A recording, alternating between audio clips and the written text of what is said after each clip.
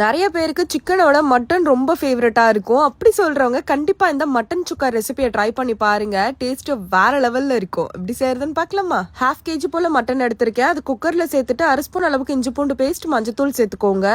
Mutton முழுகிற அளவுக்கு தண்ணி ஆட் பண்ணிட்டு மிக்ஸ் பண்ணிக்கோங்க. இப்ப க்ளோஸ் பண்ணிட்டு 6 விசில் விட்டு பிரஷர் ஃபுல்லா போனது ஓபன் பண்ணி எடுத்துக்கலாம். பேன்ல 1 டேபிள் ஸ்பூன் அளவுக்கு மிளகு, 1/2 ஸ்பூன் அளவுக்கு சீரகம், சோம்பு, 1 டேபிள் ஸ்பூன் அளவுக்கு தனியா, கல்பாசி, ஏலக்காய், ஒரு பட்டை, ஒரு அன்னாச்சி பூ இதுமே சேர்த்துட்டு நல்லா ரோஸ்ட் பண்ணி பவுடர் பண்ணி எடுத்து வச்சுக்கலாம். 6 டேபிள் ஸ்பூன் அளவுக்கு எண்ணெய், 1/4 ஸ்பூன் அளவுக்கு சீரகம், 3 காஞ்ச மிளகாய், 2 கொத்து கருவேப்பிலை, முந்திரி பருப்பு 10 போல சின்ன வெங்காயம் கட் பண்ணி எடுத்து வச்சிருக்கேன். அதையுமே சேர்த்துக்கலாம். ஒரு பெரிய சைஸ் வெங்காயம் கட் பண்ணி எடுத்து வச்சிருக்கேன். அதையுமே சேர்த்துட்டு வெங்காயம்லாம் நல்லா இந்த அளவுக்கு வதங்கி வந்ததும் 1/2 ஸ்பூன் அளவுக்கு இஞ்சி பூண்டு பேஸ்ட் சேர்த்து வதக்கிக்கலாம். ஒரு மீடியம் சைஸ் தக்காளி ஓரளவுக்கு வதங்கினதும் 1 டேபிள் ஸ்பூன் அளவுக்கு காஷ்மீரி ரெட் சில்லி பவுடர். இப்போ நம்ம வேக வச்சு எடுத்து வச்சிருக்க மட்டனை சேர்த்துட்டு நல்லா மிக்ஸ் பண்ணிக்கலாம். 1/2 ஸ்பூன் அளவுக்கு உப்பு சேர்த்துட்டு மிக்ஸ் பண்ணிக்கோங்க. இது கூடவே 1 டேபிள் ஸ்பூன் அளவுக்கு நெய் சேர்த்துக்கலாம். இந்த நெய்லயே அந்த மட்டன் குக் ஆகணும். அப்பதான் இன்னும் டேஸ்டியா இருக்கும். 1/2 நிமிஷம் குக் பண்ணிட்டு இப்ப நம்ம ஃபர்ஸ்ட் ரெடி பண்ணியிருந்த மசாலா பவுடர் சேர்த்துட்டு நல்லா மிக்ஸ் பண்ணிக்கலாம். லோ ஃபிளேம்ல வச்சிருங்க. நல்லா ஒரு 5 நிமிஷம் குக் பண்ணி எடுத்தீங்கன்னா ஒரு சூப்பரான மட்டன் சுக்கா ரெடி. டேஸ்ட் வேற லெவல்ல இருக்கும். கண்டிப்பா ட்ரை பண்ணுங்க. மறக்காம நம்ம பேஜ் ஃபாலோ பண்ணிக்கோங்க. பை.